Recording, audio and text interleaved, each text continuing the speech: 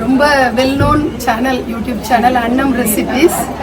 அவங்க வந்தது எனக்கு ரொம்ப சந்தோஷமா இருக்கு. ஏன்னா நான் வந்து ரொம்ப விருப்பப்பட்டு ஒரு எப்படி சொல்றதுன்னா, அவங்களுடைய இந்த பாத்திரங்கள்லாம் தேர்ந்தெடுக்கிற விதம்லாம் எனக்கு ரொம்ப பிடிக்கும். அது எல்லாத்தையும் விட ஒரு வீடியோ போட்டிருந்தாங்க. அவங்கள வந்து எனக்கு ரொம்ப பிடிச்சதே அந்த ஒரு ரீசன் தான். HMT வாட்ச் வாங்கினேன்னு சொல்லிட்டு ஒரு சின்ன விஷயத்தை தான் அதை வந்து எவ்வளோ ஒரு சந்தோஷமா எல்லாருக்கும் ஷேர் பண்ணியிருந்தாங்க. அதை பார்த்துட்டு அன்னைக்கே போய் நான் HMT வாட்ச் வாங்கினேன். அந்த அளவுக்கு எனக்கு ரொம்ப ரொம்ப காலத்து நினைவுகளை எல்லாம் கொண்டு வந்த மாதிரி இருந்தது இவங்களுடைய வீடியோ. அவங்க நம்ம வீட்டுக்கு வந்தது நான் பெரிய கௌரவமா நினைக்கிறேன். சொல்லுங்கம்மா. நான் வந்து உங்களை வந்து நீங்கள் சொன்னதும் எங்கள் சித்தி பொண்ணு பார்த்து எனக்கு சொன்னான். அது மூலமாக தான் நம்ம ஃப்ரெண்ட் ஆனோம். அவங்க வந்து நவராத்திரிக்கே என்னை கூப்பிட்டாங்க, வர முடியல. நான் வந்து மதுரை தான். ஆனால் நான் மீனாட்சி அம்மன் திருக்கல்யாணம்லாம் பார்த்ததே இல்லை. உங்கள் வீட்டில் ரொம்ப நல்லா பார்த்துட்டேன், கண் குளிர பார்த்துட்டேன். ரொம்ப நன்றிப்பா. நம்ம சேனல்ல வந்து நிறைய பேருக்கு என்ன டவுட் இருந்ததுன்னா, மீனாட்சியை காட்டிட்டே இருக்காங்க, சொக்கநாதரும் பிரியாவிடையும் எங்க அப்படிங்கிற ஒரு கேள்வி இருந்துட்டே இருந்தது. நான் ஒரு வீடியோல ஆல்ரெடி காட்டியிருந்தேன். ஆனாலும் இந்த திருமண வைபவத்துல பார்க்கலையே இன்னும் சொக்கனை அப்படின்னு எல்லாரும் ரொம்ப ஆவலோட எதிர்பார்த்துட்டு இருந்தீங்க. இன்னைக்கு சொக்கனும் பிரியாவிடையும் சிரிச்ச முகமா அவ்வளோ அழகா காட்சி தர்றதை பார்த்தது நீங்கெல்லாம் அப்படியே மன மகிழ்ச்சியோட நிறைய பேரு அவ்வளோ அழகா இருக்கு, அவ்வளோ அழகா இருக்கு அப்படின்னு சொன்னீங்க. ஆடை ஆபரணங்கள்னால ஒரு விதமான அழகு அப்படின்னா, கலைநயத்தோட நேர்த்தியா வடிவமைக்கப்பட்ட அந்த சிலையை உருவாக்குன சிற்பி தான் முரளி சார். அவருக்கு என்னுடைய ஆத்ம நமஸ்காரங்களை நான் தெரியப்படுத்திக்கிறேன். மென்மேலும் இந்த கலையில அவர் வந்து சிறப்பா இருக்கணும். நிறைய பேரு அவருடைய இந்த அற்புதமான அந்த கை வேலைப்பாடு அதை வந்து எல்லாருமே உலகம் பூரா கொண்டாடணும்னு சொல்லிட்டு நான் அன்னை மீனாட்சியை, கடம்பவன வாசினியை மனதார பிரார்த்தனை பண்ணிக்கிறேன்.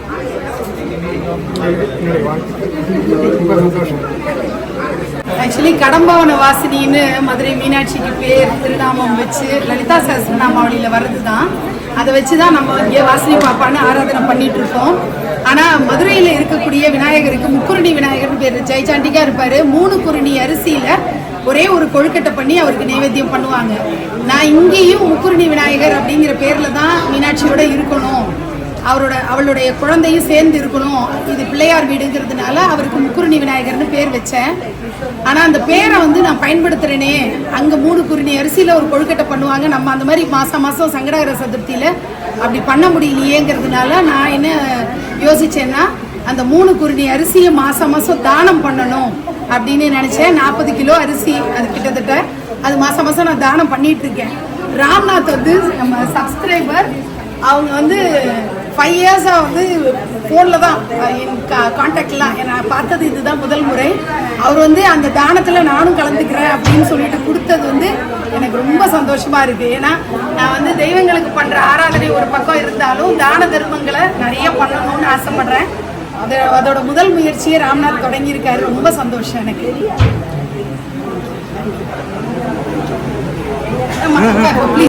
இன்னொரு விஷயம் அப்படின்னா, இந்த கடம்பவன வாசினி உண்மையாலே மதுரை மீனாட்சி தான். எப்படி வந்து கள்ளழகர் வர முடியாமல் கூடலர் வந்து பண்ணுவாரோ, அந்த மாதிரி லட்டு பெருமாள் இருக்கிறவங்க வர முடியாமல் வேலூர் பக்கத்தில் இருக்கிற கல்யாண ஸ்ரீனிவாச பெருமாள் வந்து இங்கே நடத்தியிருக்கார். அது எனக்கு ரொம்ப ஒரு ஆச்சரியம். நேற்று இந்த டைமுக்கெல்லாம் அலைஞ்சிருந்தேன், பெருமாள் கிடைக்கலையே அப்படின்னு. சாயங்காலம் கிடச்சி அங்கேருந்து தபன்னு எடுத்து வந்தேன். எப்படி கள்ளழகர் வர முடியாமல் இது பண்ணி அனுப்பிச்சாலும் அது மாதிரி இந்த கடம்பவன வாசினி லேஸில் படல, ரொம்ப படுத்தி எடுத்து என்னை பம்பரமாக ஆப்பிட்டா நிஜமாலே. வணக்கம். ஸோ நந்தினி அம்மா வீட்டுக்கு வந்திருக்கேன். வாசினி பாப்பா வீட்டுக்கு வந்திருக்கேன். ஸோ வாசினி பாப்பா கல்யாணத்தை ரொம்ப நல்ல கிராண்டாக நம்ம பண்ணி கொடுத்துருக்காங்க. So emotional. மதுரையே இங்கே வந்து இறங்குற மாதிரி இருக்குது எனக்கு. எவ்வளோ அழகாக பாப்பா வந்து அந்த பாப்பா குட்டி கொலுசுல இருந்து வெட்டியில இருந்து நம்ம காது காப்பி என்னால் உண்மையிலே பேசவே முடியல. எனக்கு அவ்வளோ அவ்வளோ அவ்வளோ அவ்வளோ சந்தோஷம் எனக்கு. அம்மா வந்து இது மாதிரி மென்மேலும் பண்ணணும்னு அம்மாவுக்கு என்னால் முடிஞ்ச கான்ட்ரிபியூஷனை நான் இருக்கிற கண்டிப்பாக கொடுத்துட்ருக்கேன். ஸோ வாழ்க வளமுடன். கடம்ப வனவாசினி அப்படின்னு சொல்லலாமா, இல்லை வாசினி பாப்பா பாப்பா நீ வா கூப்பிட்ற மாதிரி சொல்லலாமா, இல்லை வாசினியின் அண்ணான்னு சொல்லலாமா, எப்படி சொல்லணும்னு தெரியாது. ஏன்னா நந்தினி அம்மா வந்து எனக்கு எப்படி ஒரு அம்மாவோ, அப்போ வந்து ஆல்ரெடி வந்து நந்தினி அம்மாவுக்கு 2 குழந்தைகள் இருக்கா. மூத்தவன் விக்னேஷ், நிர்விக்ன லட்சுமிக்கு ஏற்ற மாதிரி ஒரு விக்னேஷ். அப்புறம் வந்து பாப்பா இருக்கா. மூணாவது அஸ்ரிதா. ஆமா, ஓகே, அஸ்ரிதா இருக்கா. மூணாவது ஒரு பாப்பான்னு சொன்னா, அப்ப அஸ்ரிதாவே அக்கா தான். நான் வந்து இந்த வீட்டுக்கு எப்போ வந்தேன், வாசினி வரத்துக்கு முன்னாடி வந்தேன். ஸோ அதனால நான் வாசினிக்கு அண்ணா தான். பாப்பான்னு கன்சிடர் பண்ணா அங்கே வாசினிக்கு வந்து அண்ணா. ஸோ அண்ணா முறையில் சொல்கிறேன், தங்க கல்யாணம் ஜோரா நடந்தது. சரியா?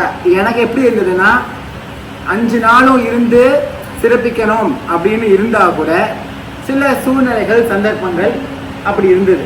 ஆனால் இன்னைக்கு வந்து உள்ள வந்த போதே 2 பேரையும் பார்க்கும் போது நீங்க தெரிஞ்சிருக்கணும், சிலையா இல்ல அது பொம்மை அப்படின்னு சொன்னா நம்பவே முடியாது.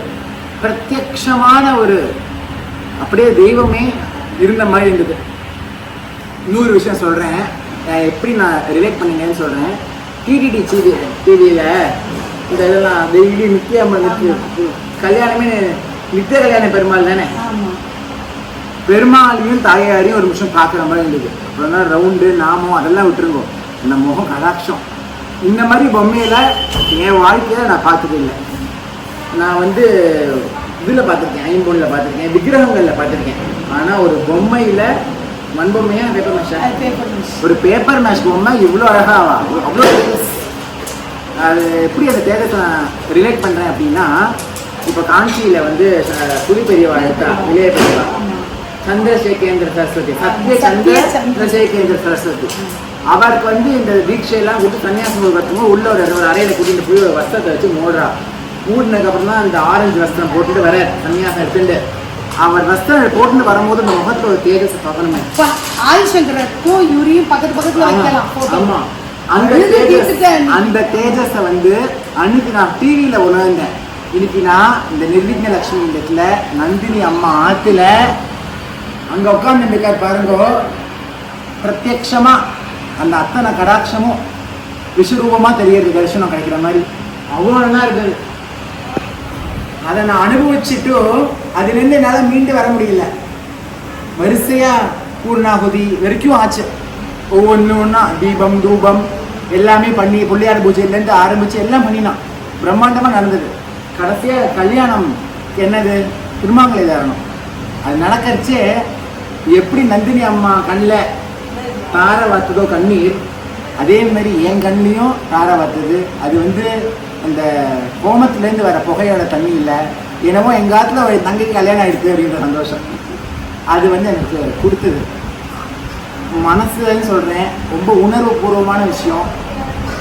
வாசினி தான் எல்லாமே அப்படின்னு சொல்லி வாழ்ந்துருக்கா. இன்னொரு விஷயமும் சொல்லுவா, பறவையை போல ஒரு பிறவி வேண்டும்னு.